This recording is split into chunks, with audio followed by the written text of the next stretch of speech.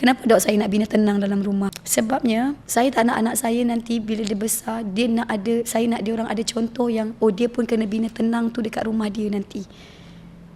Cucu cicit dia. So saya nak melihat anak-anak saya semua dibesarkan besarkan anak-anak mereka. Walaupun anak kita kecil lagi dok, tapi saya dah fikir dok.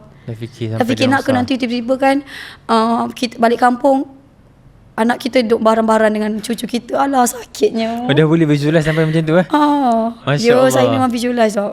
Saya memang dah tak boleh. Saya memang dah tak boleh. Sebab anak saya yang sulung anak lelaki. Anak lelaki kan tanggungjawab besar. Tak nak ke kita tengok anak lelaki kita jadi baran. Cuba budak bayangkan, dia kahwin dengan dia kahwin dengan seorang wanita, yang wanita tu tak tahu pun dia sebenarnya baran. Tiba-tiba kahwin dia baran. Kita jadi macam tak nak. Daripada sekarang sekarang saya memang membina ketenangan dalam rumah. Ketenangan tu kita kena cari. Kita kena usaha. Dia bukan datang dengan sendirinya. Ketenangan tu adalah latihan yang kita hari-hari praktiskan untuk menjadi tenang. Dia bukan tiba-tiba Allah bagi tenang. Tak, dia adalah latihan. Macam masa saya nak hilangkan baran saya, ni sedikit tips lah untuk hilangkan baran bagi ibu-ibu dekat luar sana kan. Sebab saya yakin ramai ibu-ibu ada masalah baran dengan anak.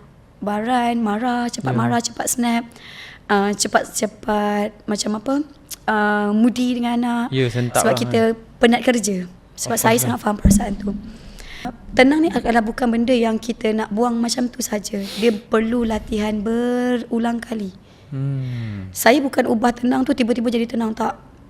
Bila saya nak ubah tenang tu, nak jadi tenang tu, sebelum ni contoh sebelum ni kita nak kawal kemarahan tu ambil masa 3 saat. Macam tu 3 saat nak kawal tu. 1, 2, 3 snap terus. So saya improve every day by day, daripada 3 saat kepada 10 saat.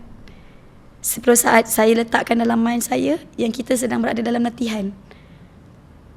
Memang train otak sama macam tu. Train otak kita untuk kita berada dalam latihan. Macam kita nak jadi askar. Boleh ke kita kata aku nak jadi askar, tiba-tiba jadi askar? Tak boleh. Dia ada latihan training dia kan. So macam mana 3 saat tadi, lepas tu 10 tu macam daripada kan orang yang cepat marah ni memang 3 saat je memang dah cepat snap dah. Tak boleh nak tahan lah. Tak boleh tahan lah. Memang cepat je marah, meletup dah. So daripada 3 saat tu saya naikkan jadi 10 saat. Okay. So saya ingatkan 3 saat tu adalah 1, 2, 3 terus boleh tenang. 3 saat tu bertahan 3 saat, betul tak boleh tahan. Lepas tu besok nak marah. Bukan cerita kejap lagi tu. Besok nak marah baru kita hari ni kita dah train dah.